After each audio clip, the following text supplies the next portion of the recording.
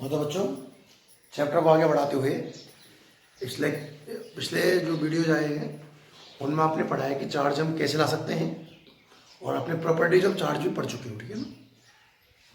Next जो heading है आज के लेक्चर में हम पढ़ेंगे कि आज चार्ज से रिलेटेड जितनी भी लॉज हैं उनके बारे में बात करेंगे। सबसे पहला जो लॉ है या कॉन्सेप्ट है वो है एडिटिविटी ऑफ इलेक्ट्रिक चार्ज, कि अगर आपको एक सिस्टम दिया जाए तो आप उस सिस्टम का टोटल चार्ज कैसे निकालोगे। देखिए, मान लीजिए आपको एक कोई सिस्टम बना के दिया हुआ है, इसमें डिफरेंट चार्ज है। सपोज +2 माइक्रोकूलम, -3 माइक्रोकूलम, +5 माइक्रोकूलम और ले लो -1 माइक्रोकूलम। इस तरीके के डिफरेंट चार्ज दिए हुए हैं और हमें इस होल सिस्टम का टोटल चार्ज निकालना है। तो चूंकि आप जानते हो कि जो चार्ज है वो स्केलर क्वांटिटी है और स्केलर क्वांटिटी का टोटल निकालने के लिए हम अलजेब्रिक सम यूज करते हैं। अगर वेक्टर क्वांटिटी होती तो हम वेक्टर सम लेते, पर स्केलर क्वांटिटी है इसलिए अलजेब्रिक सम आपको लेना होगा, ठीक है ना। मैं बात करूं इस सिस्टम का क्यू टोटल कितना है, तो किसी भी सिस्टम का क्यू टोटल देखने के लिए उस सिस्टम में जितना पॉजिटिव और जितना नेगेटिव है सम का अलजेब्रिक सम कर दीजिए। पॉजिटिव देखना 5 और 2 प्लस के 7 माइक्रोकूलम और नेगेटिव कितना आ गया -4 माइक्रोकूलम। तो इस सिस्टम का जो नेट चार्ज निकल के आया वो आया 3 माइक्रोकूलम। तो ये लोग कहता है कि the total charge in a system is algebraic sum of all charge. उस सिस्टम में जितने भी चार्ज हैं उन सभी के अलजेब्रिक सम के बराबर हो, ठीक है ना। तो लिखे आएगा देखिए और लेकर के एडिटिविटी ऑफ इलेक्ट्रिक चार्ज लिखो, इसमें लिखो अकॉर्डिंग टू दिस, देखिए इसमें लिखे according to this the total charge of a system, total charge of a system is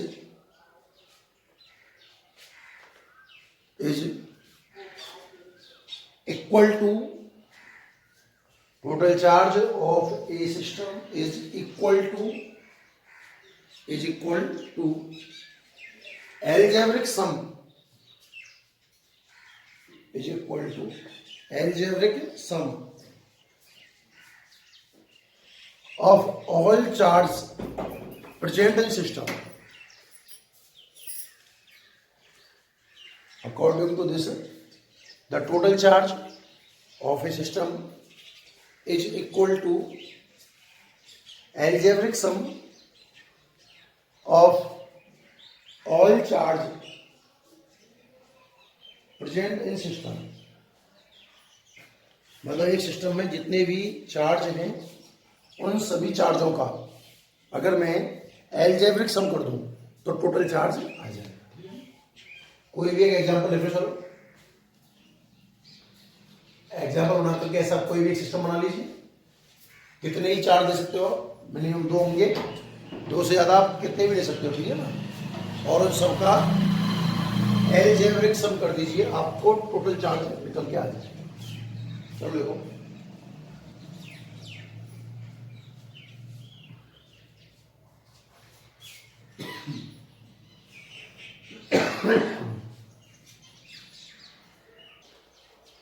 ठीक है, पहला लॉ था हमारा।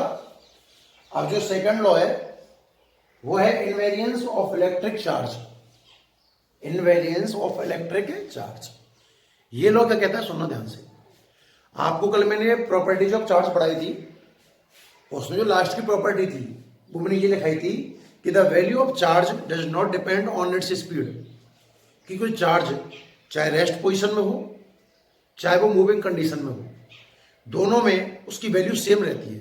मान लीजिए कोई बॉडी रेस्ट में है जिसमें 5 माइक्रोकूलम चार्ज है। अब अगर वो बॉडी मूव करना स्टार्ट कर दे तो भी उसका चार्ज कितना रहेगा, 5 माइक्रोकूलम ही रहेगा। कल मैंने आपको 2 बातें और बताई थी कि if we increase velocity then mass also increase. अगर हम स्पीड बढ़ाएंगे तो क्या बढ़ेगा, मास। पर मैंने कहा था कि जो स्पीड है वो लाइट के कंपैरिजन में होनी चाहिए, चार्ज पर इसकी कोई इफेक्ट नहीं आएंगे, और जो स्पेसिफिक चार्ज होता है Q अपॉन M उसकी वैल्यू डिक्रीज हो जाएगी, ठीक है ना। ये कल मैं आपको पढ़ा चुका हूँ लास्ट लेक्चर में। इनवेरियंस ऑफ इलेक्ट्रिक चार्ज भी इसी स्टेटमेंट को बोलता है कि according to this the charge does not depend on its speed, किसी भी बॉडी का चार्ज उसकी स्पीड पर डिपेंड नहीं करता। मतलब जितना चार्ज रेस्ट पोजीशन में है उतना ही चार्ज किसमें होगा, मोशन में। चाहे ऑब्जेक्ट रेस्ट पोजीशन में है चाहे ऑब्जेक्ट मूव कर रहा है, इस बात से चार्ज पर कोई इफेक्ट नहीं पड़ेगा, ठीक है। तो सेकंड लॉ लिखिए आप, invariance of electric field, invariance of electric field, invariance of electric field, इसमें लिखिए according to this law, according to this law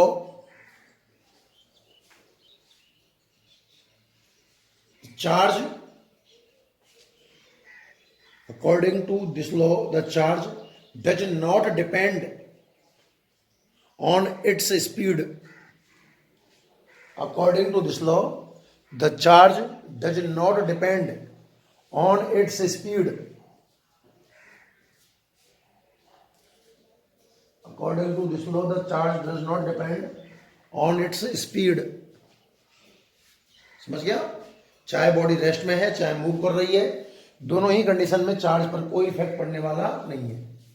और इस तरीके से लिख लीजिए, Q rest is equal to Q motion, जितना चार्ज रेस्ट पोजीशन में है उतना ही चार्ज मोशन में भी।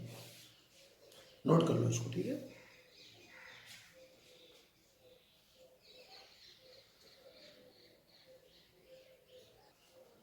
जो तीसरा लॉ है वो है कंजर्वेशन ऑफ इलेक्ट्रिक चार्ज। देखिए, आपने एनर्जी कंजर्वेशन पढ़ा है ना, कल भी ये बात हुई थी कि प्रॉपर्टी ऑफ चार्ज में मैंने आपको दो बातें बताई थी कि charge is a conservative quantity, ऐसा मैंने बोला था, है ना। तो एनर्जी कंजर्वेशन कहता है कि energy neither be create not be destroy, it can change from one form to another form, कि एनर्जी को ना तो हम बना सकते हैं ना नष्ट कर सकते हैं, बस एक फॉर्म से दूसरी फॉर्म में चेंज कर सकते हैं। ऐसा ही कुछ चार्ज के बारे में है कि चार्जर नाइदर बी क्रिएट और नॉट बी डिस्ट्रॉय, आप चार्ज को ना तो बना सकते हो ना खत्म कर सकते हो, बस चेंज कर सकते हो एक बॉडी से दूसरी बॉडी पर। मैंने आपको एग्जांपल लेके कल समझाया था कि सपोज ये हमारी कोई बॉडी है ए और ये बॉडी है बी, दोनों बॉडी न्यूट्रल हैं, मतलब ए पर चार्ज 0 है बी पर चार्ज 0 है, तो इनिशियल जो टोटल चार्ज है वो 0 + 0 कितना आएगा, 0। अब आपने इन दोनों को रब किया आपस में, रगड़ा एक तरीके से, तो मान लीजिए कुछ इलेक्ट्रॉन ए से कहाँ ट्रांसफर हो गए बी पर, कितने इलेक्ट्रॉन मान लो, 1 इलेक्ट्रॉन मान लो आप। तो अब चूंकि 1 इलेक्ट्रॉन ट्रांसफर हुआ है तो यहाँ चार्ज कितना आएगा, प्लस का ही, भाई जहां से इलेक्ट्रॉन जाएगा वहां पॉजिटिव आएगा, और जिस पर जाएगा वहां आएगा माइनस ही। अभी भी टोटल चार्ज ध्यान से देखा जाए तो कितना आएगा, 0। दोनों को रब करने से पहले टोटल चार्ज कितना था, 0, और रब करने के बाद भी टोटल चार्ज कितना है, 0। मतलब आपने चार्ज को ना तो बनाया और ना नष्ट किया, इसलिए बोलते हैं कि चार्जर जो चार्ज है neither be create and not be destroyed, it can change from one body to another body. आपने इलेक्ट्रॉन को एक बॉडी से दूसरी बॉडी पर ट्रांसफर किया और दोनों ही बॉडी क्या हो गई हमारी, चार्ज हो गई ना। इसलिए जो चार्ज है वो एक कंजर्वेटिव क्वांटिटी है, संरक्षित राशि। इसके ऊपर आप कुछ क्वेश्चन भी देख सकते हो, देखो अपनी बुक का ही क्वेश्चन है। क्वेश्चन ये है कि आपको एक रिएक्शन दे रखी है, ये लो 92 यूरेनियम 238, इसमें 90 थोरियम 234 प्लस 2He4, ये आपको एक रिएक्शन दे रखी है, ठीक है ना। देखिए, क्या ये जो इक्वेशन आपको दे रखी है क्या कंजर्वेशन ऑफ चार्ज को फॉलो कर रही है, ध्यान से देखो। चार्ज नंबर ऑफ प्रोटॉन से रिलेटेड है, इस रिएक्शन से पहले कितना चार्ज है इसमें? अगर इसका चार्ज पूछा जाए आपसे तो इसका चार्ज है 92e, पॉजिटिव और नेगेटिव। नंबर ऑफ प्रोटॉन ये होता है, जो नीचे वाली संख्या होती है नंबर ऑफ प्रोटॉन, और यही नंबर ऑफ इलेक्ट्रॉन भी होता है। और एक इलेक्ट्रॉन या प्रोटॉन का प्लस या माइनस ही होता है, तो टोटल चार्ज कितना हुआ इसका? Plus 92e। यहां देखिए रिएक्शन के बाद इस वाले में 90 है ना, इसका 90e आ जाएगा, और इसमें नीचे 2 है तो 2e आ जाएगा। तो देखिए रिएक्शन से पहले कितना चार्ज है? 92e, और रिएक्शन के बाद अगर दोनों को जोड़ के देखें 92 और 92e को, कितना आएगा? 92e ही आएगा। मतलब किसी भी रिएक्शन से पहले रिएक्शन के बाद टोटल चार्ज कांस्टेंट रहता है, इसलिए हम कह सकते हैं कि कंजर्वेटिव क्वांटिटी है। तो इसके कई स्टेटमेंट है कंजर्वेशन ऑफ इलेक्ट्रिक चार्ज के। एक क्वेश्चन और देखो चलो इसके अंदर। जैसे कोई रिएक्शन दे दी आपको 7 नाइट्रोजन 14 प्लस 2 हीलियम 4 गिव्स, यहां मान लो उसने कुछ x लिख दिया प्लस 1H1 और बोले कि आप पहचान करो कि x क्या है। इस तरीके के क्वेश्चन आ सकते हैं। आपको एक रिएक्शन इसमें दे रखी है और इस रिएक्शन में आपको पहचानना है कि ये जो एलिमेंट है x, ये क्या है। तो बड़ा सरल तरीका है, देखो चार्ज कंजर्वेटिव रहेगा तो रिएक्शन से पहले कितना चार्ज है? 7 + 2 9, और रिएक्शन के बाद कितना चार्ज है इसका नहीं पता, x मान लो, और इसमें कितना है 1, मीन्स जो x की वैल्यू आई वो कितनी आई? 8। मतलब जो x है इसका एटॉमिक नंबर कितना आएगा? 8, और 8 एटॉमिक नंबर किसका होगा? Hydrogen, helium, lithium, beryllium, boron, carbon, nitrogen, oxygen. मतलब ये जो है वो क्या है? ऑक्सीजन। x की जो पहचान हुई है वो कुछ इस तरीके से हुई है 8O। अब इसका एटॉमिक मास कितना है उसकी जानकारी देख लीजिए। रिएक्शन से पहले एटॉमिक मास है 14 + 4 18, और रिएक्शन के बाद आप x + 1 मान लीजिए, तो यहां से जो x आएगा वो कितना आएगा? 17। यानी कि जो x होगा इस रिएक्शन में वो होगा 8O17। क्लियर है? तो ये सभी कंजर्वेशन ऑफ इलेक्ट्रिक चार्ज में है। तो कंजर्वेशन ऑफ इलेक्ट्रिक चार्ज में दो स्टेटमेंट बन सकते हैं। पहला स्टेटमेंट है कि charge neither be create not be destroy, it can change from one body to another body. और दूसरा स्टेटमेंट जो बन सकता है वो कह सकते हो कि आप total charge of a whole system remain constant, it does not change in any condition. कोई भी सिस्टम ले लें उसका टोटल चार्ज हमेशा कांस्टेंट रहेगा, आप उसमें किसी तरीके से कोई बदलाव नहीं कर सकते। ठीक है, तो हेडिंग लिखिए पहले conservation of electric charge, conservation of electric charge. और कंजर्वेशन ऑफ इलेक्ट्रिक चार्ज में लिखो आप according to this law,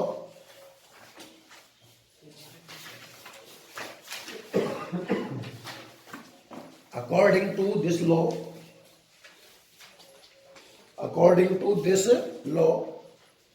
total charge, according to this law, total charge of a system, according to this law, total charge of a system remain constant. Total charge of a system remain constant. It does not change.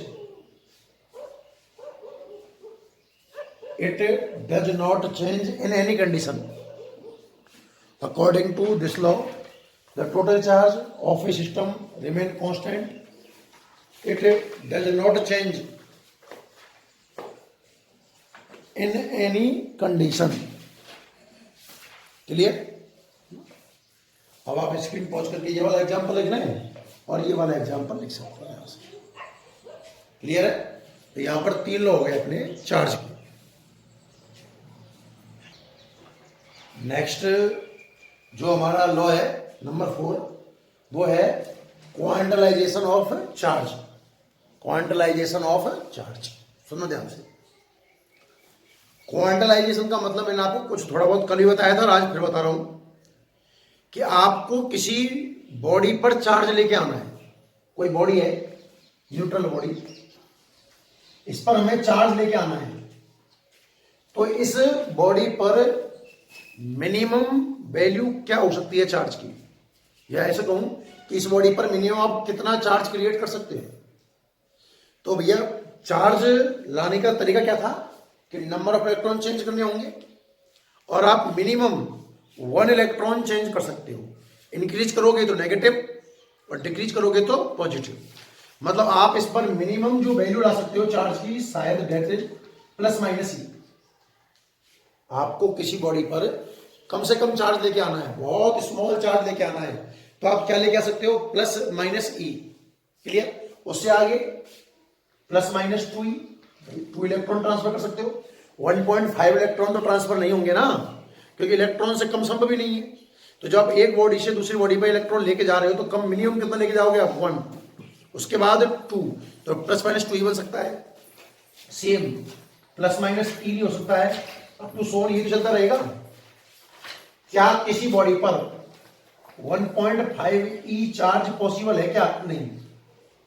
बात ये निकल के आई, ध्यान से देखना कि according to this law charge जो है वो एक स्पेशल वैल्यू का इंटीजर मल्टीप्लायर है।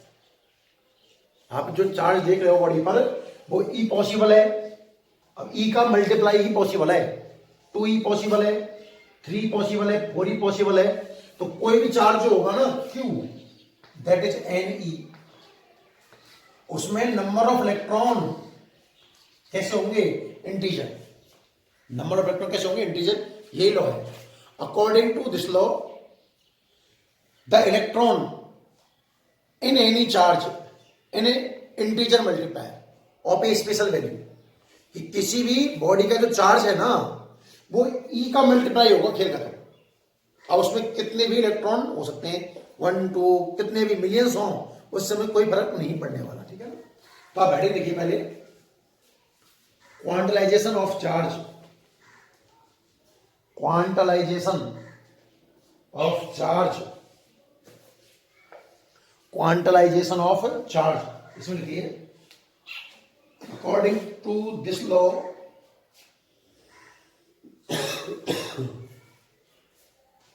according to this law the charge of any body, according to this law the charge of any body, according to this law the charge of any body is integer multiplier of small e. The charge of any body is integer multiplier of small e. किसी भी body का charge जो होगा वो small ई का integer multiplier होगा, है ना। मुझे लगे Q is equal to n e, Q is equal to n e, Q is equal to n e. ठीक है, where Q is equal to charge of body, N is equal to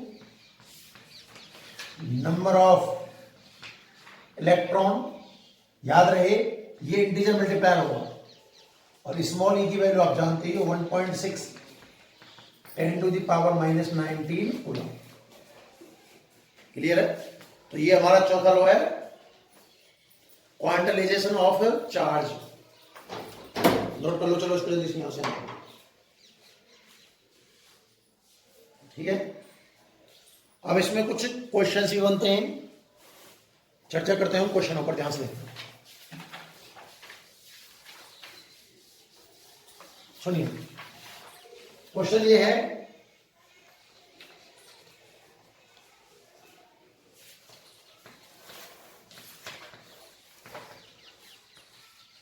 which charges are possible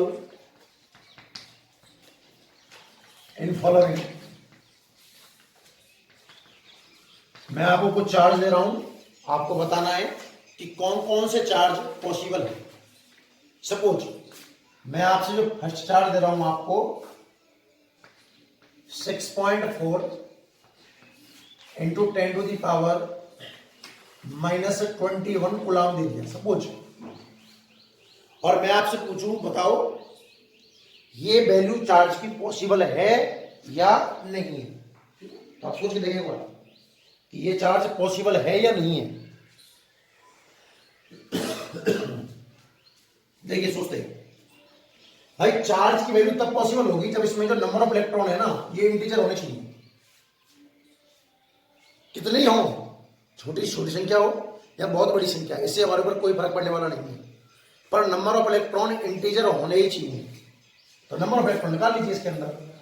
you know Q is equal to n and N is equal to Q upon e. तो Q की value है 6.4 10⁻⁻21 और E की value है 1.6 into 10⁻⁻19। अगर इसे cancel करूं 1.6 से कितनी बार 4 इंटू 10⁻⁻19 ऊपर गए प्लस के 19 -21 से मिले तो माइनस का 2। n इज इक्वल टू आया 0.04। तो बताइए क्या 0.04 इलेक्ट्रॉन पॉसिबल है? नहीं। पॉइंट में आइए ना संख्या, अगर ये इंटीजर मल्टीप्लायर होता तो पॉसिबल होता, अब पॉसिबल नहीं है, तो हम बोल देंगे कि ये चार्ज पॉसिबल नहीं है। ऐसे बहुत सारे एग्जाम्पल दे सकता हूं मैं। इसी एग्जाम्पल थोड़ा मॉडिफाई करते हैं, एक और चेक कर लेते हैं। 6.4 इंटू 10⁻⁻, चलो आप 80 ले लीजिए, है ना। ये चार्ज पॉसिबल है कि नहीं है? वापस से नंबर पे इलेक्ट्रॉन निकालें, तो नंबर इलेक्ट्रॉन निकाले सूत्र है N is equal to Q upon e. Q है 6.4 10⁻⁻80 और E 1.6 इंटू 10⁻⁻90। तो ये आया 4 इंटू 10⁻1 मतलब 40।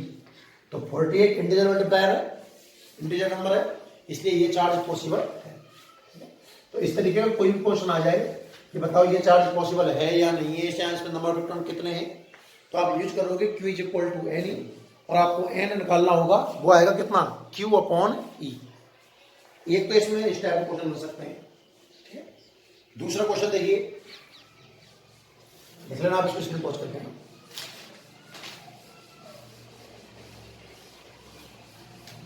दूसरा जो क्वेश्चन है वो है कि ये स्टैंडर्ड क्वेश्चन है ना, इसका रिजल्ट आपको सीधे याद ही होना चाहिए। Find out the number of electron in 1 coulomb.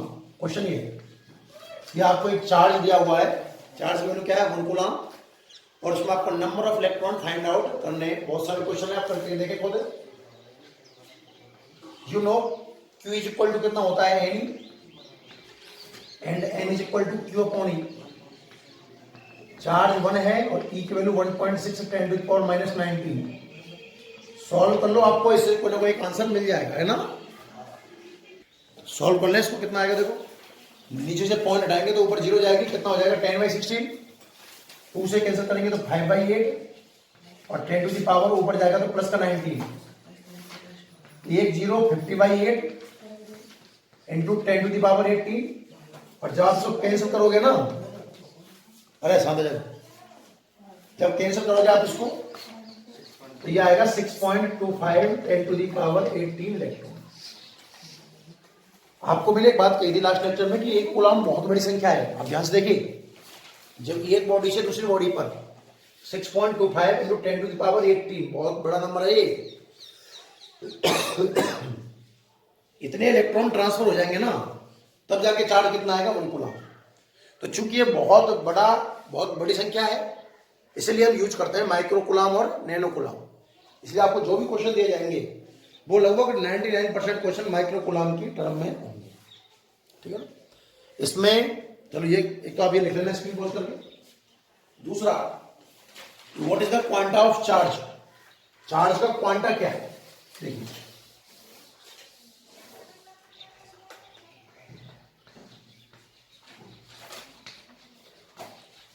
Quanta of charge.